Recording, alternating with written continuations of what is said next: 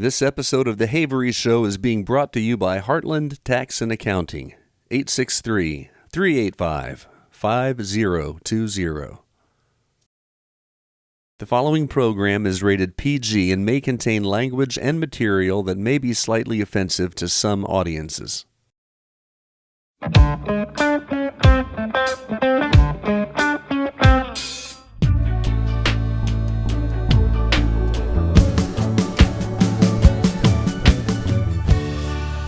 On today's episode of The Havery Show, we have a young man who has done more in his young life than most people probably 2 or 3 times his age.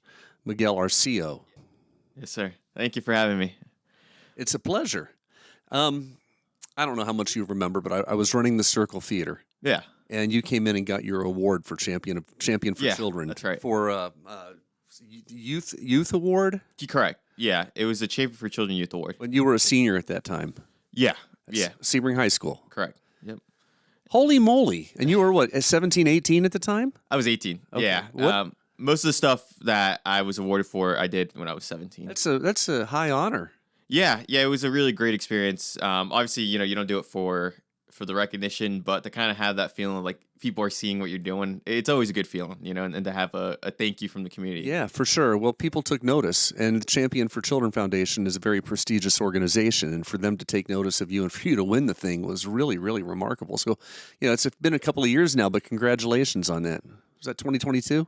Correct. Yeah, that was 2022. Okay. We have a lot to cover. Yeah.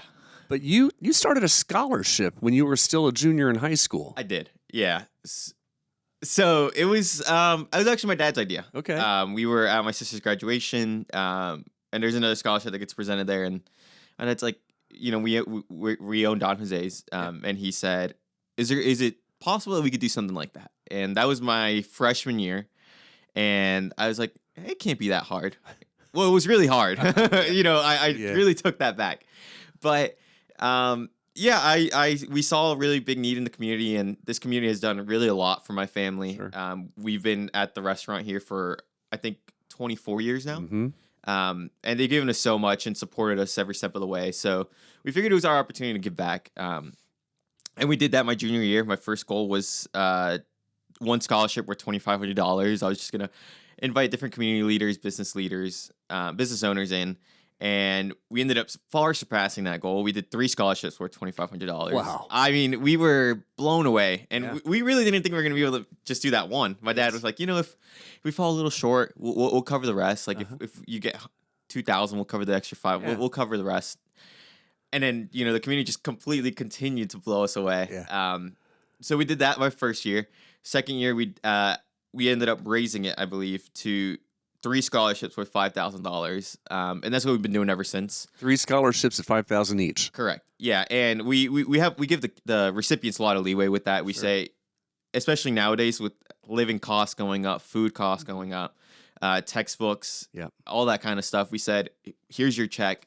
We just want to know that you're using it for the right reasons. Yes. And if it's supporting you in making sure you have food on your table, great. Like, let's do that. That's wonderful. If it's making sure you have all the right textbooks. I mean, I'm in college now. I realize textbooks prices are out of control. Oh, absolutely. If that's what you need to use it for, go for it.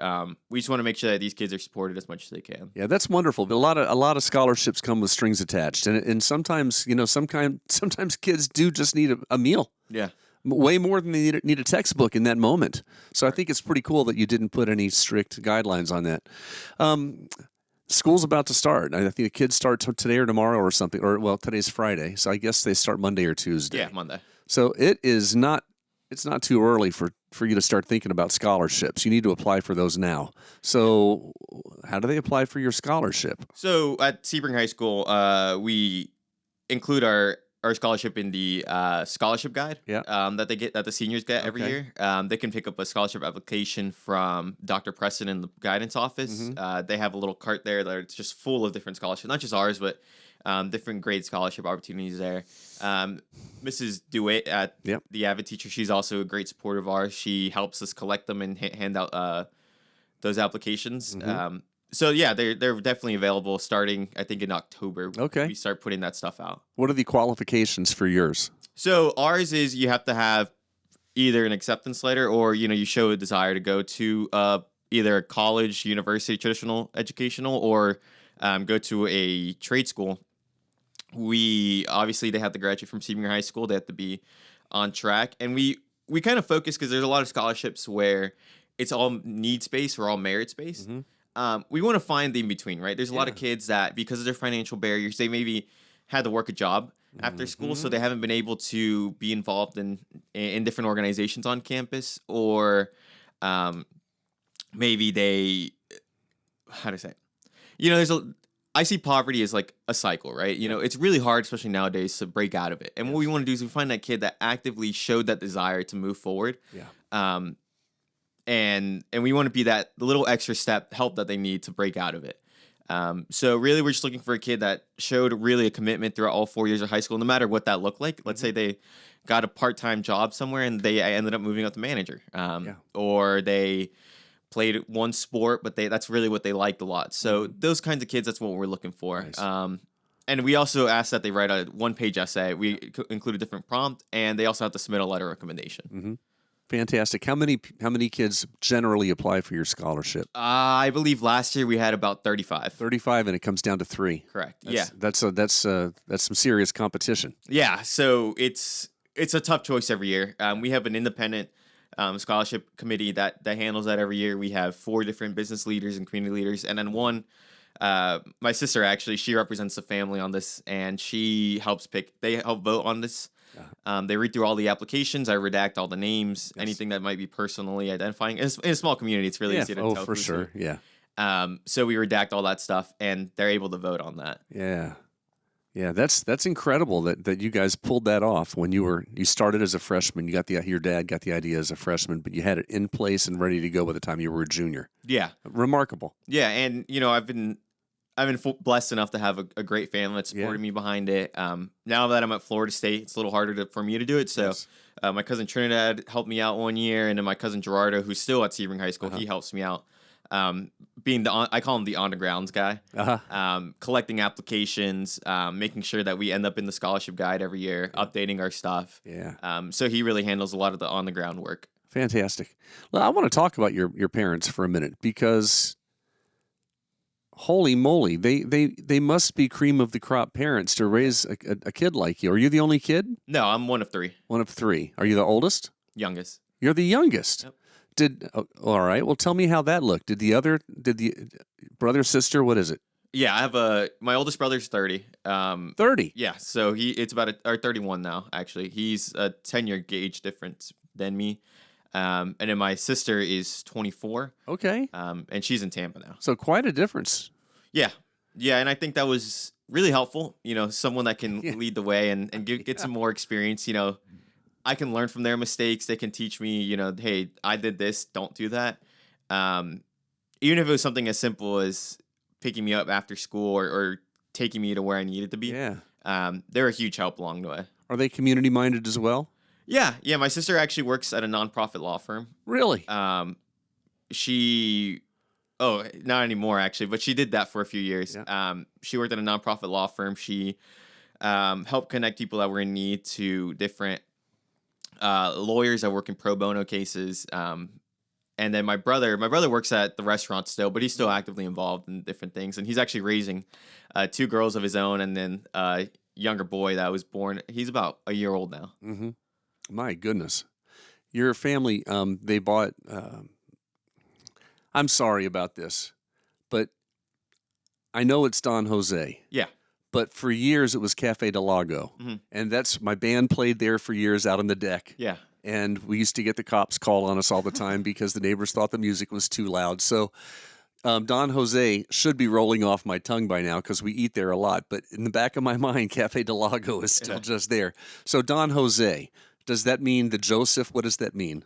It means Mr. Jose. Mr. Jose, okay. So a little unknown fact, Jose was actually my grandpa. Okay. So they named it after him. Oh, nice. So he, all my uncles and aunts were working in restaurants, and he wanted to see their kids have one. Oh, very cool. So just after he passed away, they opened that one in his honor. That's nice. This one's actually the second. Okay. So there's another 2 in New Jersey. Really? I have more family over there, so they also help out. Wow. Do you remember I know that Gary Musselman was involved in Cafe Del Lago, and I don't know if he was an owner or if he was just one of the managers or something. But did your family take over directly from Cafe Del Lago, or was there something in between? I believe it was right after. I believe Okay. they closed, and then my family purchased the property. Yes. And then they opened Don Jose. Something that's just remarkable to me about your family's place is that it is constantly improving. Yeah. You guys don't seem to rest. You don't seem to take a break. It's that this is new, this is new, this is improved. Whether it's the chairs or whether it's the landscaping or whether it's the seawall or the parking lot, there's the deck, the dock. There's always something going on there. Yeah, they take a lot of pride in this business. Like I said, my family came from nothing, right? We grew up very poor. Well, my parents, my dad side of the family, because that's the one that owns Don Jose's. They grew up very poor. We actually just took a trip back there. Back where? Back to where my dad's side of the family is from. That's Jersey. No, Mexico. Mexico. Mexico. Okay. So we just took a trip there, and it's a very impoverished area. Yeah. There's about five families that live there right now. So they take a lot of pride in what they have now. They're always looking to improve and provide better things for their customers because, we don't take it for granted. Sure. Business isn't always going to come in. So you have to keep on improving, keep on holding yourself to a higher standard. If there's any business in the world that you cannot take your customers for granted, it is the dining industry, the food industry, because people are fickle, and you could serve them 10 good meals in a row, and if they can win one time and their water isn't there fast enough or the chips are stale, you're in trouble because people are so fickle. So you are right. You've got to stay on your toes, and you guys do. I'm going to be honest. I have no reason to lie to you. I have no reason to blow smoke at you. I don't know how many times I've been in your place. I've always gotten good food. The service is unbelievably fast. Yeah. Everybody's helpful. Everybody's kind. Really, it's so consistent that it's almost scary. Thank you. I'm glad to hear that. That's absolutely true. Where in Mexico? So my dad and his siblings are from a very small town, just about 3 hours south of Guadalajara in Jalisco. Very small town named San Jose. There's no cell service, very little access to electricity. They still get their water from the I think the aquifer. So it's a very small area. Is it near the coast or is it inland? No, it's very inland. Okay. Very inland. All right. Huh. So I jumped onto New Jersey because you mentioned New Jersey. Yeah. So your family is originally from that area in Mexico? Yes. And then some of you split over to New Jersey? Everyone immigrated to New Jersey first. Roughly what year or what decade or what? My dad came over in 81. He was the first one to come over. Really? Yes. So he came over during the Reagan years. He's a very big Reagan fan. He growing up when I was still learning about civics, and he's like, I loved Ronald Reagan. Just an absolute, I don't know if I'm badass. He's an absolute badass. So that was around the era they all started coming over, and one by one they started starting their families and establishing the name here. Yes. So you established it in New Jersey first. You've got a couple restaurants up there. Correct. Are they also Don Jose's? Correct. Yeah, the first Don Jose's is in a small little shopping center just off of Route 10 in East Hanover, New Jersey. They were there for about 10 years. It was pretty successful. Then they moved down here because there was some family over here as well. And then they opened Don Jose's Sebring in 2000, I think early 2001. Yeah. Wow. Quite a legacy. Yeah. This episode of The Havery Show is being brought to you by Heartland Tax and Accounting, 863-385-5020. I want to ask you something. This is a tricky one, but I'm real curious to know how you and your family feel about the immigration situation that's going on now with ICE and all the stuff happening. Yeah. Do you have any thoughts on that? I can speak for myself. It is a very tough situation. I think there's a lot of good people that come over. I'm not opposed to immigration laws. I think a secure country, you have to have some sort of system in place that protects our border. Sure. But I think when the only places you're raiding are places of our construction sites, agricultural fields, places where people are trying to make an honest living. Right. I think that says something because I do believe there's people over here with bad intentions. Those Mm-hmm. are the people 100%. I don't think anyone can argue that they need to be here. Absolutely. But when we're focused on places of business that they're making an honest living, I can't support that. No, I can't either, because logic tells you that if somebody is here for no good, they're not out there busting their tail every day working a laborious, hard job. They're probably doing something behind the scenes, making money illegally and doing something else. So I agree with you on that 100%. And I also think that the immigration laws need to be changed and that it needs to be easier to become a citizen. Oh yeah, I mean, it's just that simple. I think at the very basic level, I think there can be a discussion about how do we process people that want to come over here. Yes. Are we? I've heard stories where people take 10 plus years to legally come over, and when you see that, and you're living in places where they're being threatened by cartels, Yes. threatened by gangs. Yes. You don't want to wait. You can't Yes. physically wait those 10 years because your life is in danger. Yes. I think we can have real discussions about, can we increase the number of federal immigration judges? Mm-hmm. Can we increase can we decrease the time it takes to process an application? Mm-hmm. I think we can have real discussions maintaining the legal pipeline to come over here as an immigrant, while still saying, yeah, we need to protect our borders and make sure our people are safe. I think you're right, and I think you hit the nail on the head when you said the word discussions, and that's where we're sorely lacking. People don't want to just have civil discussions because their way is the right way and everybody else is wrong, and it doesn't matter which side of the aisle you're on that. That's a really sad epidemic that's going on, is the inability to hear other people's points of view and to have a civil discourse about a subject, regardless of what it is. Yeah. But here's what I don't understand. I've got a phone. You've got a phone. There's a phone number that is uniquely individual to me. No, you call my number, it's not going to ring anywhere else. Mm-hmm. I have a Visa card. I have a MasterCard. I have a Discover card. That number is uniquely individual to me. I've got all these different credit cards with different numbers. They're still uniquely individual to me. Mm-hmm. Why is it so hard to do the same thing when people apply for immigration status in the United States, to give them a number that's theirs and go from there? Why? I don't understand why it is so convoluted and so complicated. This should not be a 10-year process. Yeah. This should not be a 5-year process. This should be a process that's measured in months, about the same as a passport. Yeah. You should be able to get the pathway to citizenship should be well on the way within 6 months of your application. And I don't understand why that doesn't happen. Yeah. And it's like, back to the discussion thing, you have people that are well-intentioned. You have people that on both sides of the aisle that want to come together and come to the table. But in the age of extreme partisanship and polarization, it really becomes hard to have those discussions when you have people on your side saying you're a traitor. You can't do that. Yeah. Bipartisanship just doesn't exist in their minds anymore. Yep. And I think that's a really sad thing. And I don't only blame the people in charge. I also blame us as a society at times, because we feed into that. Sure.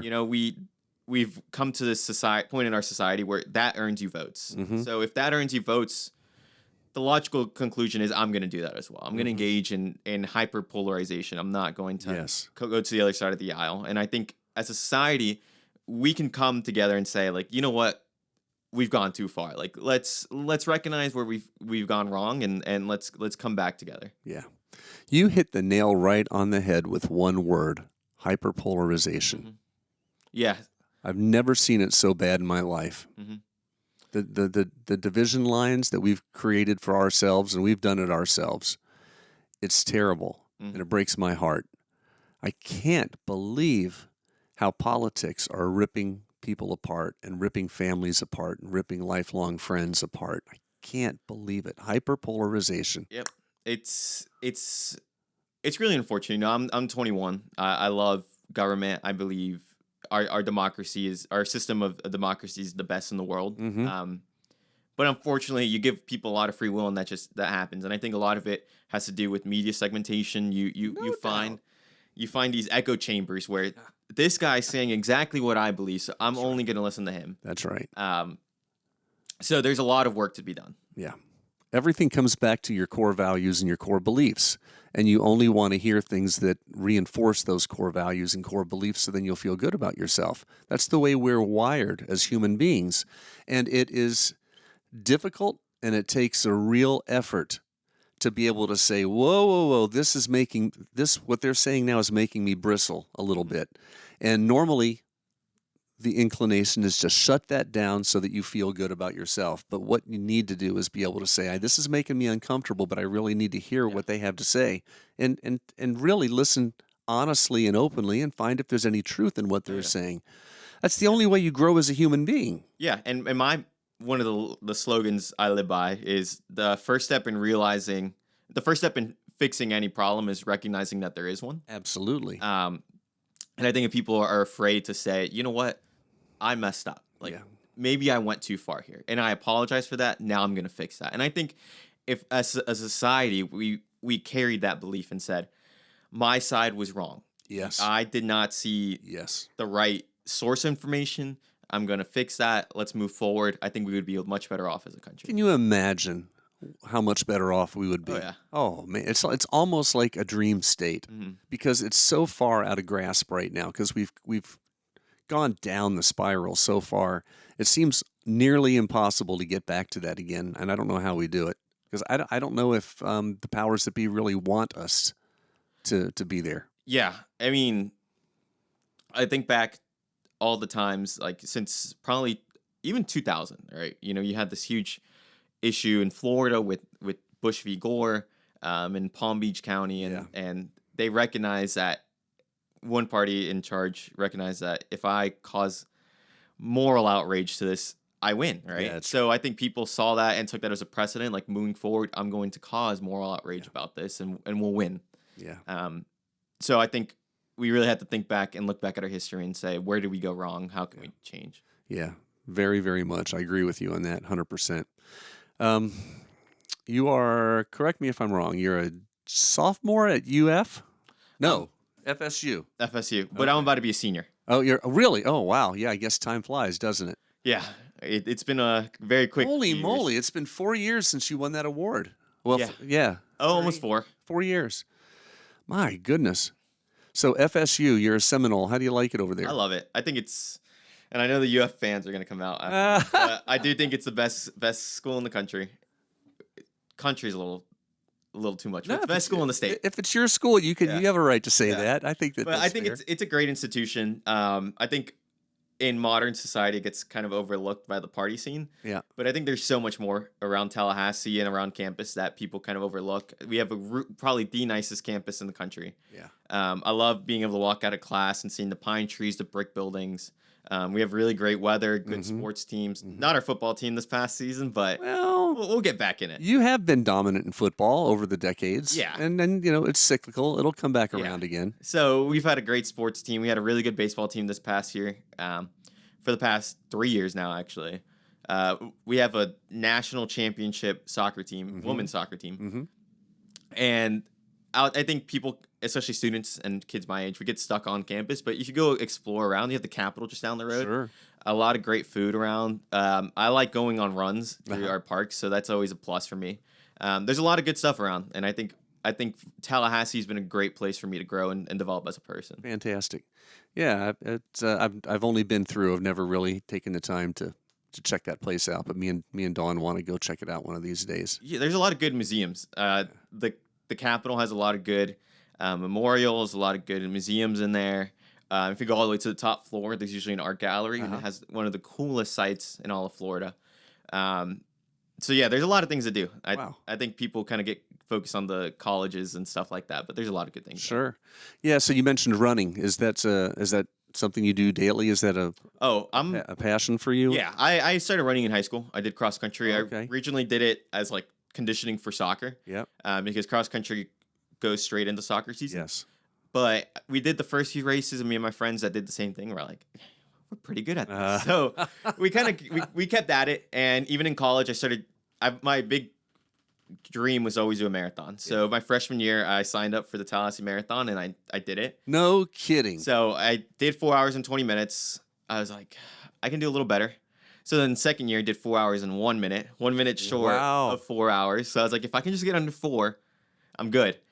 Then last year I did it again, but I got the flu that same week. So me being the stubborn person I am, I was like, I'm going to do the marathon anyways. My parents were like, please don't do it. Oh, I was yeah. like, I have to do it. Yeah. I already signed up. I already paid. I can't back out now. So I did it, but the flu started kicking in. I was coughing, wheezing, and on the last like 10 miles, I was coughing and wheezing the whole way, which is crazy because I did the first 13 miles in about an hour 45 minutes. So I was like on pace to go crazy. Yeah. But then the flu started kicking in, so I did 4 hours and 10 minutes, and I was like, I was right there. I was training really well, so I had to do it again one more time. Yeah. So when is that? In February, I believe February 2nd. I'm gonna make a prediction. 3 minutes. No, 3 hours 52 minutes. That's a good prediction. I like that. I'll try my best there, Harry. 3 hours 52 minutes or better. I can do better. Okay. I'm a stubborn guy. I mean, what do you think? What do you think your PR is going to be? 3 hours 52 minutes is exactly what I would be very happy with. Really? Okay. Yeah. I mean, like I said, if I just came under 4 hours, I'm done. All right. I told my parents I'd retire from running.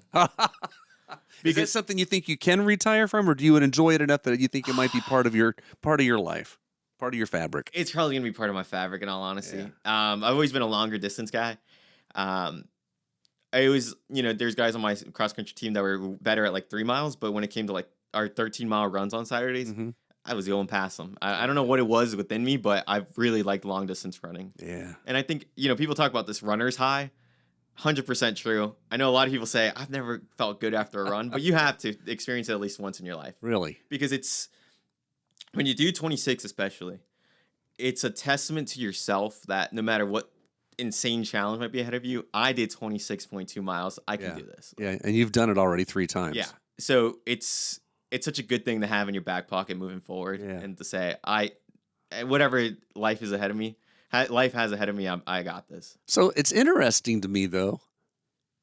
You're a different type of runner than other runners that I've known. My brother Peter is an avid runner. Mm-hmm. You only do 1 marathon a year? Yeah. So you work and you train and you run and you run and you run and you only do 1 a year. That's a little weird. Yeah, it's just because, especially in Sebring, when I wanted to do a marathon, the closest marathon was like 2 hours away. And I was like, I'm either going to have to crash there, find a hotel, pay for it, or drive home really, really sore and be in that car for 2 hours. For the Tallahassee Marathon, it's about 10 minutes away from my apartment. You can't beat that. Exactly. So my parents come up every year to watch me. My mom makes me a massive bowl of spaghetti. It's the best. It's a reward in itself. So she makes me a massive bowl of spaghetti. My parents drive me back to my apartment. Yeah. I sleep the rest of the day, and if I get hungry, the spaghetti's still there. So there it is. Great. You It's gotta a love that. great situation for me. This episode of The Havery Show is being brought to you by Heartland Tax and Accounting. 863-385-5020. Spaghetti is one of my all-time favorite dishes. So, does your mom make traditional Italian spaghetti, or does she have a Mexican flair to it? What does she do with it? Pretty traditional. It's just spaghetti with some ground beef in it. Yeah. She makes her sauce. It's I don't even know how to explain it. It's that good. Yeah. And some of my dad's friends have tried it, Mm-hmm. and they're like, "This is the best spaghetti I've ever had." It's you go to Italy and the best spaghetti's made by a mom with love. And Absolutely. same exactly Yes, with my mom's yes, spaghetti. yes. Oh, man, I would love that. I would love your mom's spaghetti. I know I would. Spaghetti, Italian food's my favorite food. Yeah. Lasagna is one of my favorites. Spaghetti is probably my favorite. And I never, ever, ever order spaghetti at a restaurant because I know what it costs to make spaghetti. And when I can't spend $10, $12, $15 on a bowl of spaghetti. I just can't. Yeah. There's something in my mind that doesn't work that way. But I have a notion I would pay $15 for your mom's spaghetti. She has little. I can't share her secrets. Oh no, that's but okay. She also makes lasagna. Okay. So she has little tricks in there and little hidden. Yeah. How do I say it? She has secret flavors she adds. Gotcha. Different techniques that really elevate it. That another step. So growing up, I'm guessing the food in your house was unbelievable. Oh yeah, my mom cooked pretty much every day. Different foods. We eat a lot of Mexican food, but she also changes it up. Like I said, we eat lasagna, we eat spaghetti. But her Mexican food is also incredible. She makes really good sopes, tostadas. But my dad, every once in a while, like on his days off, he would cook for us. He's also a really good cook. Yeah. I, my assumption, and I guess I'm wrong on this, but my assumption would be that since you're in the restaurant business, you guys would be busy a lot and end up just eating a lot of restaurant food. And you would just, it's been a long day. I'm just going to grab something from the restaurant and bring it home. That would just be like the fallback to me. Yeah, we get that misconception. I used to get that misconception a lot growing up. Kids were like, don't you just eat there every day? I was like, no. If I ate there every day, I'd probably get sick of the food. Yeah. With any food, you eat so much of it, you kind of get tired of it. But no, my parents really loved to cook, and we always had a meal at lunch or a meal at dinner. Yeah. So they always kept that really important in our lives. Yeah. Yeah. Wow, man. Now you just got me thinking about food and spaghetti and Don Jose and here's another thing. This is ridiculous. I'm embarrassed about this. I'm just going to say it. I'm embarrassed. I go into your place. I get the menu. Your menu is so full of cool things. Yeah. I always get a beef burrito. That's all I ever get. I'm not brave enough to try anything else. So, knowing that I'm a grown man, I'm a 58-year-old grown man who only ever eats burritos in your restaurant, what are the next two things that I need to try off the menu that I've never tried? Because I don't want to be too brave. Yeah. But I also have to do something different. We have a lot of good steaks on there. Steaks. Our proteins, steak, chicken, and fish proteins. We really try to make a good steak, but we also try to add some Mexican flavors to it. Mm-hmm. My uncle Mario, who's the chef, he makes a great ribeye. It's literally called the Mario's ribeye. That's really popular. There's a really good chicken dish on there called Chicken Guadalajara, named after the city back home. It's diced up chicken, and then we put peppers, onions in it, black beans and rice. I love that. And then serve with some tortillas so you can eat it. Is it like a fajita kind of? You throw it in, make your own little in a sense, yeah. But it's one of my favorite plates. If I want chicken, that's what I'll end up getting. Yeah. So there's a lot of good plates on there, but those are the two I'd really recommend. Okay. The steak. What's the other one? The chicken with Chicken Guadalajara. Okay. Guadalajara is how I would say it. Is if that you right? say that, they'll get it. That'll make me remind me of it. Do you eat any of the other? Where do you guys eat at restaurants? Yeah. In town? Yeah, we do actually quite a bit. We Wednesdays when my dad's off, we usually get dinner somewhere. Or Sundays, my mom likes to joke that the kitchen's closed. So after church, we'll go get food somewhere. Where do you go to church? St. Catherine's. Oh yeah. I grew up there. Yeah, we've been going. I wasn't baptized there. I was actually baptized in Mexico, but since then, I've been going to St. Catherine's. I grew up there. I got baptized. I don't remember if I got baptized there. I think I did, but back then, it was a little wooden church across the street. That would have been way before your time and your family's time. It was a little wood frame building across the street from where it is now, and it was kind of in the shape of a church. Back then, Father Grogan was the priest, and then Father Schneider came in. Mm-hmm. Father Schneider was the priest there for a number of years, and he's the one that got me going on the guitar. He ordered. Really? He had a guy come in to give guitar lessons to anybody who wanted them, and I was 7, and everybody else was teens and 20s, and everybody dropped one by one, but I stayed with it. So Father Schneider was there for a long time, and then Father Ruiz. Mm-hmm. Do you remember Father Ruiz? I think that might be before your time too. Yeah. And Father Gonzalez is still there, I think. Yeah. Yeah, he's been there for as long as I can remember. Yeah, he took over for Father Ruiz when Father Ruiz retired. Yeah. Yeah, I like Father Gonzalez. He's a nice guy. Yeah, he's been a really big supporter of mine. He's always kind of, whether it's just after Mass, he's always hyping me up. He's telling me good stuff. Like, I saw you did this, congrats. So he's really been a big supporter of mine and a great role model for me. He really is. He was a standby. Here we go again. I have to plug something in. Yes, folks, Harry Havery, the most professional podcaster. His equipment dies in the middle of a podcast. His phone dies. I was at St. Catherine's for 29 years. Mm-hmm.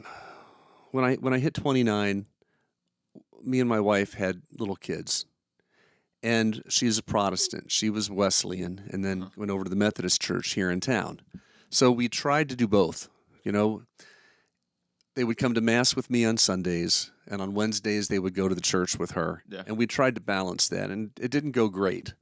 And so it got to the point where we would say, okay, you guys, let's get ready for church. And they would say, Mommy's church or Daddy's church. Yeah. And it was like, at that point, we knew something we needed to do something different.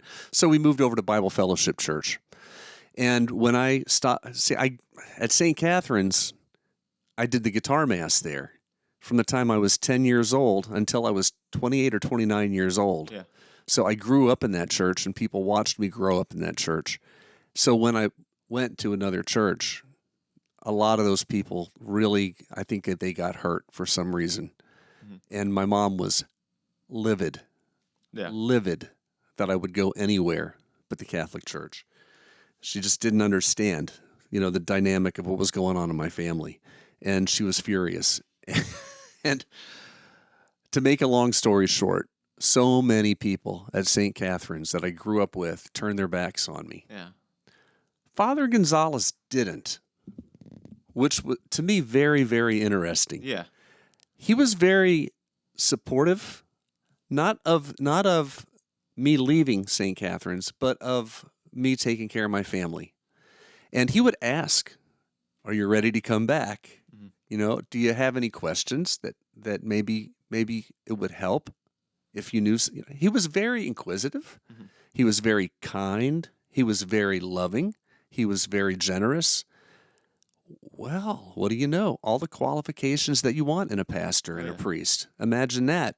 So he was like the little beacon of light that came out of a really dark time in my life. So Father Gonzalez was cool. Yeah. Yeah. I don't know how else to say it. No, yeah. And I love hearing that because you can see that every day. He talks to everybody. And what I really love about him, and kind of similar to your stories, whenever somebody new comes to our church, I think that's the hardest thing for people that either haven't gone to a church or are trying a new church from another one, is going for the first time, right? Yeah. Once you go the second time, third time, you start to get familiar. But that first time is always hard for everyone. And what I really love about him is he always takes that time to meet the person. Say, hey, I'm Father Jose. Yes. What can I do for you? Yes. Welcome to our church. And I love that. And what I really love is also he makes a point in little ceremonies, for example, weddings and quinceañeras, when they have the mass, is he'll recognize who's from out of state. Welcome to our church. Nice. And I love that. I think that's what church should be. We want you to come as you are and worship alongside us. Yeah, so he does a great job about that. Yeah, that's fantastic. Yeah, he's a good guy. Yeah, I like that guy. I don't even know if he would remember me anymore. I haven't seen him in a long time. I used to see him when I would take walks, and I'd run into him, and we would always have good chats. Yeah. But I haven't run into him in a long, long time. So tell him that Harry says hi, and he probably will say who. So, but that's okay. Yeah. And tell him thank you and I love him. Yeah. Yeah. Cool. So none of my business, of course. But what about your personal life? You got any special people? You got any plans? Not right now. You know what I mean? Yeah. Okay. Not right now. I'm just so busy with life and running. There's times where I joke around with my parents, like it feels like I'm working a 9 to 5 because I leave my house at like 8:30 to go to school, and then I go to work, and then sometimes because I'm the vice president of my fraternity, so sometimes I got to do stuff afterwards, and I'll get home at like 8 or 9 in the afternoon. I just don't have the time. You got plenty of time. There's no rush. There's no rush for that. You got plenty of time. Yeah, enjoy. And I don't mean this in a bad way when I say enjoy your singleness while you can, because being married is a wonderful thing. It really is. But the fact is, you're able to do more when you're single and young than you'll be able to when you do get hitched. So enjoy it. Yeah, my thinking, and my parents have always instilled this in me, is like you want to be where you need to be career-wise before you can make that commitment. And that's right. If I feel like I'm still transitioning into a professional setting and I'm worried about how I'm paying for my own stuff, then I don't want to make a major commitment like that. Yeah, for sure. And it is a major commitment. This episode of The Havery Show is being brought to you by Heartland Tax and Accounting, 863-385-5020. We had talked a second ago or a few minutes ago about you guys going out to eat. And I don't want to ask you what your favorite place is because I don't want, I don't want to do that and have you hurt anyone's feelings or anything. But there's times if we're going to go out to eat and if we want Mexican food, we're going to your place. Mhm. I mean, that's always choice number one. We've been to the Tequila Azul. Yeah. How do you pronounce that? Azul tequila. Azul Tequila. It's good. We like it. It's Yeah. good. I like yours better. I mean, I just do. But a lot of times we're in a pinch for time, and I'll be working on the house doing projects, and I'll just be a mess and sweaty and dirty. Yeah. She'll be a mess from working in the yard, and we just need to grab something. So there's that place over on Kenilworth. Have you had that? Yeah. By Froggy's? I think. Oh, Froggy's, no. I haven't had Froggy's before, but I've heard a lot of good things about it. So which one are you thinking of? I was thinking about the one right here in front of the New Sun building. Yes, the Ranchero. Yes, I've been there a few Yes. times. We actually know the owners. Yeah. We knew the old owners as well. Yes. They were pretty good family friends of ours. They were great people. But then when they got new ownership, we still go every once in a Yeah, while. and they are good. Yeah. For some reason, I never remember them. I don't know why. And then I'll remember them, and it's like, oh, yeah, I keep forgetting that this is very good. But you haven't had Froggy's? No, I haven't. It's just a little addition to the Yeah. side of the place, and it's very, very good. Yeah, because I live in Sun and Lake, so Oh, you're to go far over here- away. Yeah, if I want like real, I mean, not that our food isn't real, but Right. it's Tex-Mex, right? So if Yeah. I want like real authentic tacos, I'll go to El Paso, which is in Avon Park, in that gas station. They have a taco place that's top notch. Hold on. In the gas station. The one that's next to Dunkin' Donuts, in front of Turner Furniture Warehouse. I didn't know there was one there. You have to try it. It's great tacos al pastor. I mean, authentic tacos. There's one in Avon Park. There's two in Avon Park on Main Street. Yes, there's One of them has a big like grocery attached to it. Merlos. Yes. Yeah. Now we've eaten there, Yeah. and that's very good. Yeah. Is that seems authentic to me, but I don't know. No, that's also very authentic. But I think we go there a lot as well. But I just wanted to shout out El Paso because not a Okay. lot of people know about it. No, I didn't know about It's it. also a very, I very had no good stuff. idea. At Merlot's, how do you say it? Merlos. Merlot's. Yeah. Okay. At that place, they have these fountain drink things with these like three different flavors, like a cucumber and maybe a coconut pineapple. That would be horchata and Jamaica. Wow, that's good. Yeah. I always go for I forget which one it is now, but I always take a tiny sip of each one. But there's one that just gets me. I think it's maybe more pineapple-ish. I'm not It positive. might just be an agua fresca. So the thing with it's literally translates to fresh water. Okay. But it tends to have like a lot of fruit in it. So you chop up the fruit Yeah. and put it in there. But yeah, I think you're talking about one of their agua frescas. Man, I can drink that stuff all Mhm. day long, and I like that stuff. I'm a big Coke drinker, and I like soft drinks because I like the fizz. You know, Yeah. I like the fizz when I drink, especially with food. But that stuff, I'd put a hurtin' on that Oh stuff. yeah, it's good stuff. Yeah. That's not like can you find that in a bottle somewhere or a can? Mm-mm. No, it has to be It's made got to fresh. be fresh, It's doesn't got it? to be fresh to be good. That would be my number one go-to drink if I could just have it in my fridge all the time. That's Yeah. what I would drink, and I'm sure there's probably a lot of sugar in it. It might be natural sugars. Really? But I'm not entirely sure how they would make theirs. I don't want to say that it's not natural sugars and it be something else. Holy moly, that stuff is good. Yeah. I've never seen it anywhere but there. Yeah, agua frescas. There usually is like a stand somewhere. I think El Paso might have it, but yeah, it's not that common around here. Yeah. Wow. Holy moly. Now I got that on my mind. It's Yeah. going to be hard for me to function now. I'm going to have to maybe just go up and get one of those just to get it out of my head, Yeah. or else it's going to stay there. What about plans? What's in the future for you? Right now, I can't say I have anything certain. But one of the things I've grown up really liking is elections. Yeah. So that's why I actually wore my shirt right now. So what is Leroy Collins Institute? So the Leroy Collins Institute, it's named after the former governor of Florida, Leroy Collins. And what it is, we're a think tank that focuses on election security, election administration, and election reform, Mm-hmm. as well as voter perceptions. Mm-hmm. So we do a lot of studies.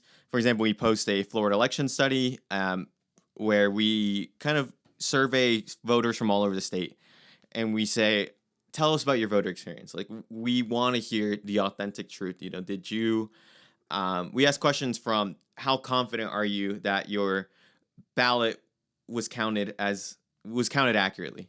I'll bet you're getting a lot of people who are saying they don't feel like their ballot was counted accurately lately. In Florida, not as much. Okay. But we also do a similar study in New Mexico. Uh-huh. Where based on, of course, partisanship, that question tends to change a lot. Yeah. But what we find is people tend to actually be more confident at their local level because they saw their ballot, right? They saw where they put their ballot.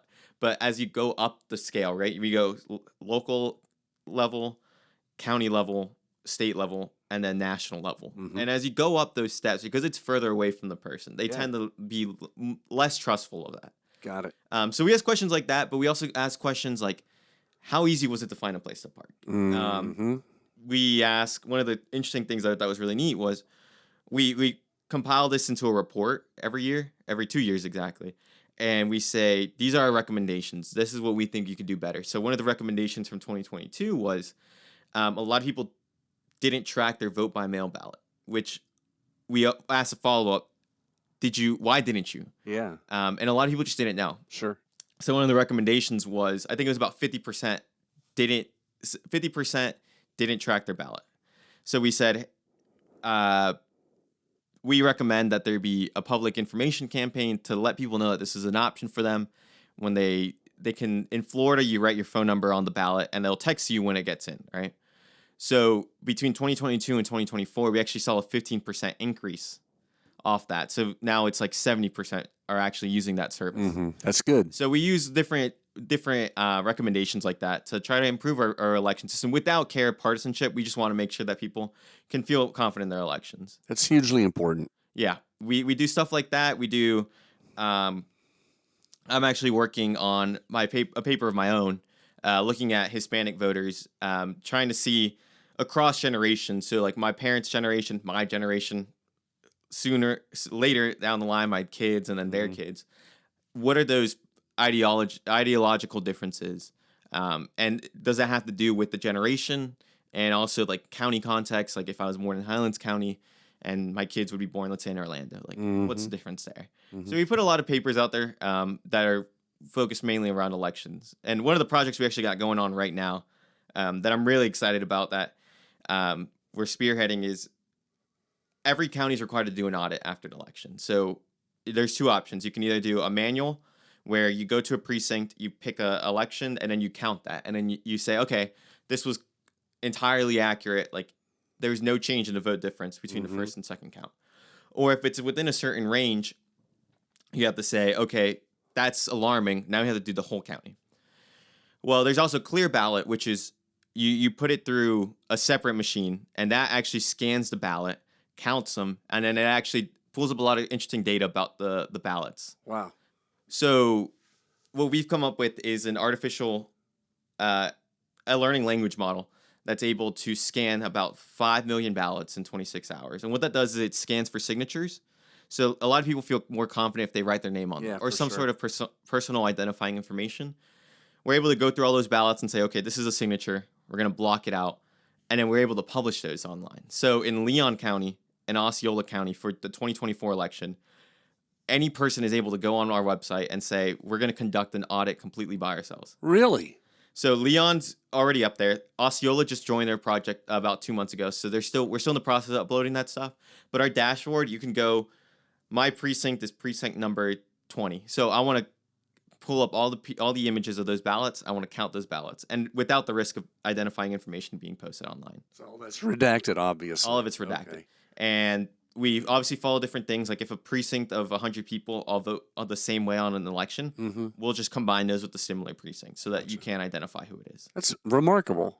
Yeah. My boss, she's the eminent scholar, Dr. Lana Atkinson. She is one of the leading voices in election administration.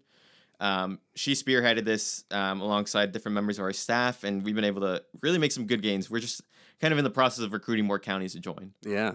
Wow. And Highlands isn't there yet. Highlands doesn't use clear ballot. So we still do a manual audit, but what we're doing with Highlands and other counties that don't use clear ballot is we're getting their audit information and then just posting it on a simple dashboard. Gotcha. So that we can hopefully take some some of the stress off counties. If somebody says, I want a public records request, give me all this information, it's already online. Someone can just go on there. The county can say, hey, go to this website. It's already on there. Very cool.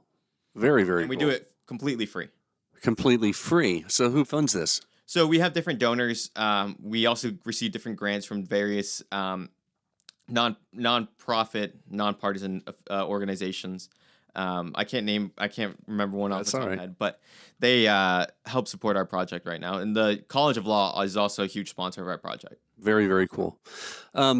Leroy Collins, you mentioned governor? Correct. Of Florida. Yeah. So this has to go way back. This has to be back before Reuben Askew and Lawton Childs. And I don't remember his name. He was in the 60s. Okay. I believe his term was 1961 to 69. Okay. I believe, if I'm not mistaken. So why him? Was he a champion for voter rights or voter information? Why him? I couldn't tell you, to be completely honest with you. I just know there's a lot of things in Tallahassee named after him. Oh, really? The Leroy Collins Library is the public library in Leon County. I'm mad at myself that I'm a Florida cracker and I've lived here in Sebring my whole life and I don't know who Leroy Collins is. I'm disappointed in myself. Yeah, he was actually, one thing he is actually really known for is his conservation efforts. So he was one of the first to really institute more modern conservation legislation and really protect our parks there. Yeah, very, very cool. Wow. Man, you are a busy guy. What else? You got anything else? Any other irons on the fire that you're doing? You want to talk about? Anything important? I volunteer. Like, you know what I mean? Important to you, important to your soul. I mean, one of the things that I volunteer with every year is American Legion Boys State. So I went back in 2021. American Legion Post 69 down the road sent me. And great post, by the way. Yeah, they're great people. I'm really appreciative. And the thing with Boys State is you have to be sponsored by a post, and that post cannot charge you anything for you to go. It's like a $500 fee for you to go, but the post has to fundraise that. Got it. If we find out a kid had to pay for that, you're not coming. We don't want kids to pay for this. Yeah. So I went in 2021. It was a really life-changing experience for me. I met a lot of great people. That year was COVID, so there's about 300 kids that went from all over the state. I mean, we heard from DeSantis, we heard from, I believe, Marco Rubio, we heard from the Secretary of State, all these very high-level people, and to hear from that directly is a really great experience. So I returned back in 2022 as a counselor. Then I've been going back ever since, just volunteering with them, and I also now run their social media pages. And that's something I feel has been a super big thing for me, just because I meet a lot of cool people. Yeah. I mean, our counselors are great. They're some of the most, honestly, important people I've ever met, and they still feel like this program is important enough to take a week off work and come down at their own dime. Yes. They're not getting paid for it. They get their mileage reimbursed, but that's about it. I'm actually pretty familiar with the Florida Department of Law Enforcement Commissioner Mark Glass because he was one of my counselors when I went. Wow. So he's a great guy. I compare him to Captain America because I'm like, Captain America is one of the nicest, most respectful people, but in an instant he will kill somebody for you. Absolutely. So I meet a lot of cool people, a lot of great veterans. That's what I love the most is this program, and under the guidance of our director, Andrew Satterley, we've really made an emphasis on showing these kids like not everything is partisan. You can still feel like pride for your country without having to be Republican, Democrat. Absolutely. So we try to, what we do is we host mock elections. They elect a city mayor. They elect all these city positions, then county positions, and up to state where they elect the governor. So the way to do that, kind of mimic some of the stuff that happens in real life, is there's the Federalist and the Nationalist Party, but they don't have platforms attached to them, right? The kids make that up. And as counselors, the big guideline is these kids should not know where you stand ideologically. They need to find out for themselves. They need to defend their beliefs. They can go up there and discuss things as long as it's within. Our job is to make sure that they are able to debate and eloquently express themselves. And it's a really cool experience to kind of see them develop throughout the course of the week. Oh yeah, very, very cool. Holy moly, you are involved in some really cool stuff. Yeah, that's one of my favorite things to do. I've learned a lot. I've actually been able to get college credit for it because I do the social media stuff, and I'm also a public relations major. Golly. So to be able to give back in that way to a program that really gave me a lot, it's huge for me. That's fantastic. Any chance of political office for you? Oh yeah, down the road definitely.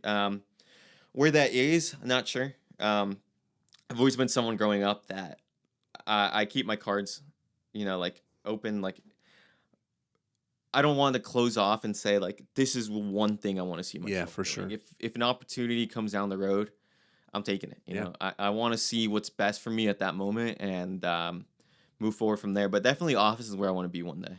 When you're done with FSU, are you coming back to Sebring? Potentially, that's one of the things I'm looking at. Okay. If not, I might stay in Tallahassee. Maybe take a job somewhere. I mean, I would love to live in DC, but it's really expensive. So Oh yeah. we'll see where that ends up. Well, you gotta.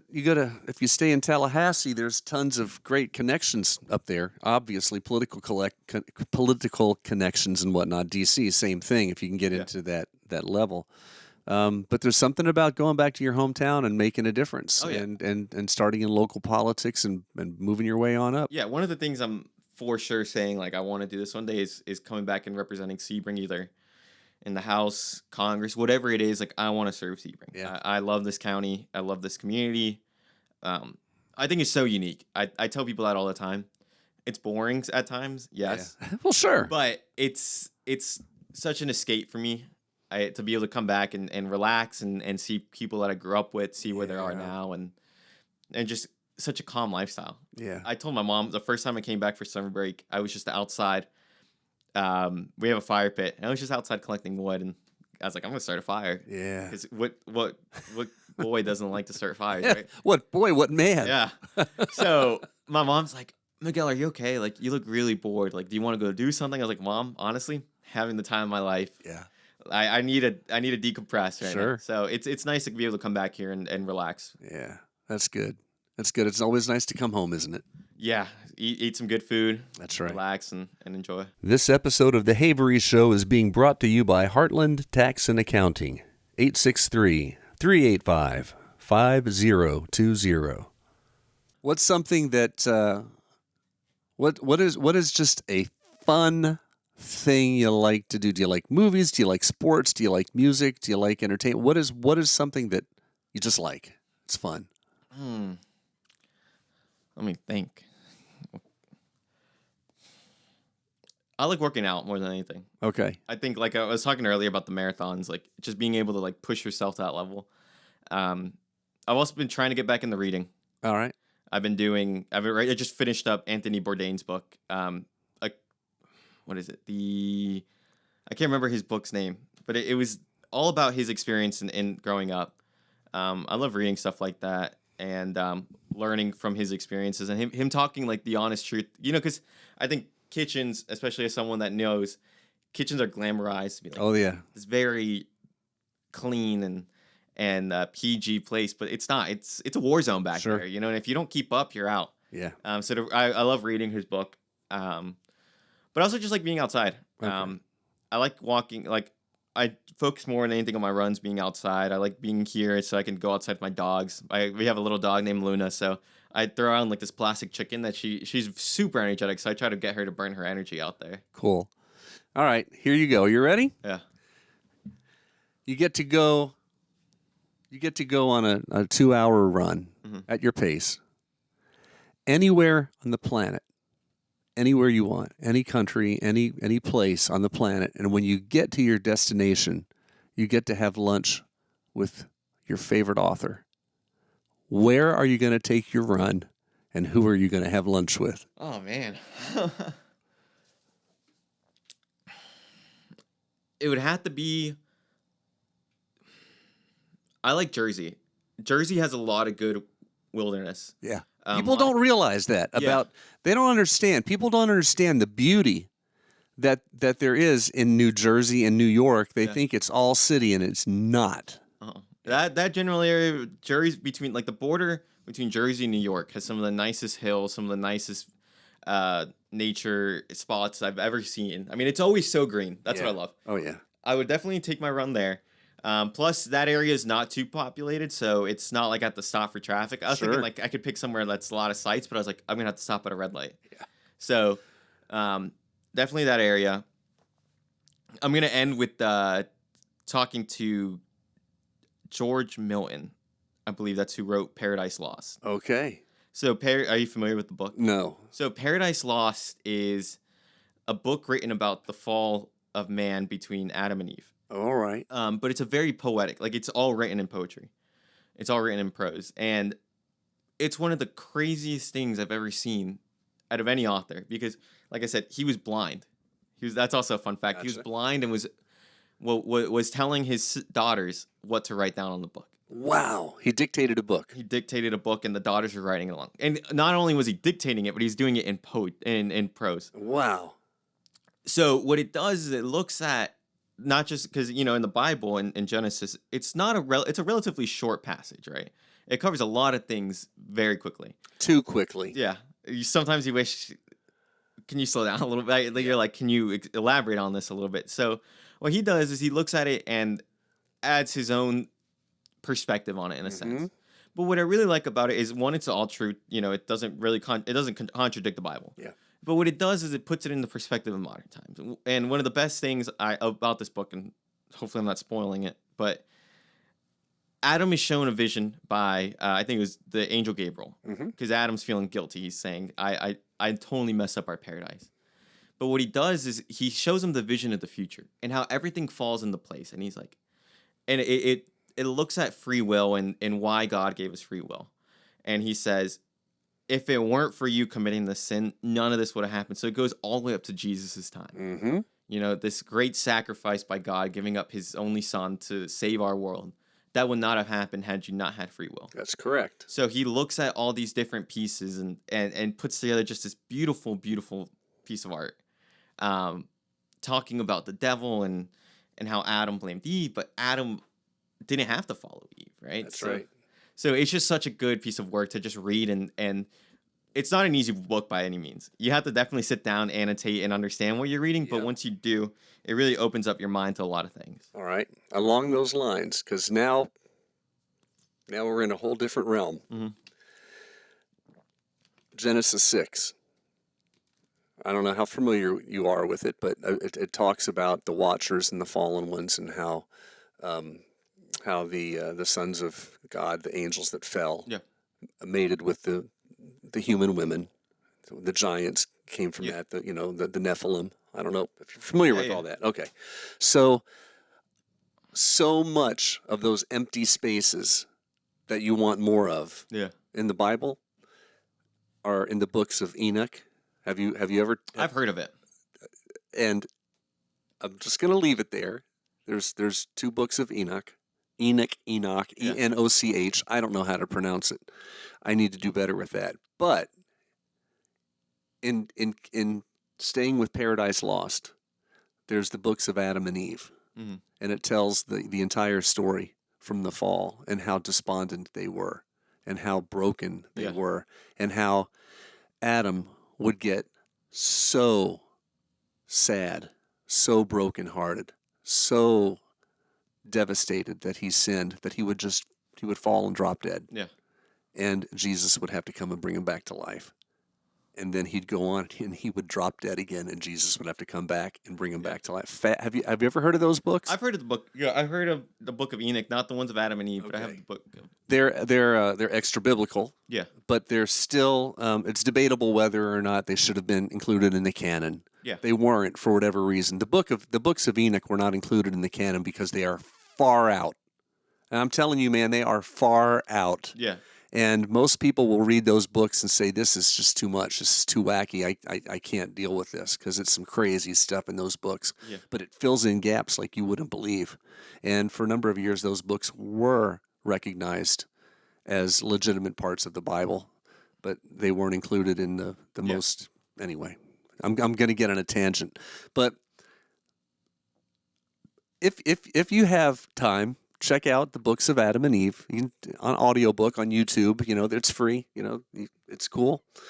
It's a little hard to follow because a lot of it's King's English kind of stuff. It's but brilliant stuff. And I think it would tie right into Paradise Lost. And so now I'm going to have to read that book. It's a great book. I actually read it as part of an English class, IB English with Mrs. Leach, and we talked about the poetry was a big thing we focused on, but obviously, like, what does it mean? What are the hidden themes within this book? And being able to see it not just from a theological perspective, but also like an academic perspective. Yes. Really allowed me to get a good understanding of that book. Yeah. Okay. I'm going to check it out. It's worth it. Wow. All right. Well, listen, man, thank you for coming. What a great morning. Yeah. You're doing wonderful things, and you're carrying the weight of your generation on your shoulders. And there's a lot of young people that are your age that are just, they're not motivated. Yeah. They're just not doing the kind of stuff that you're doing. So you're kind of taking the mantle for them, and I appreciate it. Thank you. And I know your community appreciates you. Yeah. The scholarships alone, if that's all you ever did, would be a big thing for Sebring and for Sebring High School. Yeah. So thank you for that, and thank you for your continued service, and thank you for, your heart and your love for people. We need more kind, good people like you. Thank you. I'm proud of you, and I'm glad to call you part of our community and maybe even a friend now. Thank you. I really appreciate that. I like, if I had to just end on one note, it's just because growing up, my parents always showed me where they came from, right? Yes. They always made it a point to take me and my siblings back at least once a year to Mexico and see how they grew up. And my dad grew up with 10 siblings, and my mom grew up with 12. And wow. I mean, in small homes, probably the size of this building. Yeah. And they were sleeping 3-4 to a bed. And I like to think that gave me conviction, right? Like, I'm not doing this. Like, everything I have is not just because of me, but because of the sacrifices my parents made, coming to a new country with very little money, not even speaking the language and having to learn. And it gives me conviction to say, I can do it. Like, I can make them proud and take it a step forward. And I'm very happy with what I've done. I know I probably could have done better. I think there's always room for improvement, but I feel like I've hopefully made everyone proud. I know you have. Thank well you. done. Thank you. Thank you so much for being on. Thank you, Harry. My pleasure. The Havery Show has been brought to you by Heartland Tax and Accounting, 863-385-5020.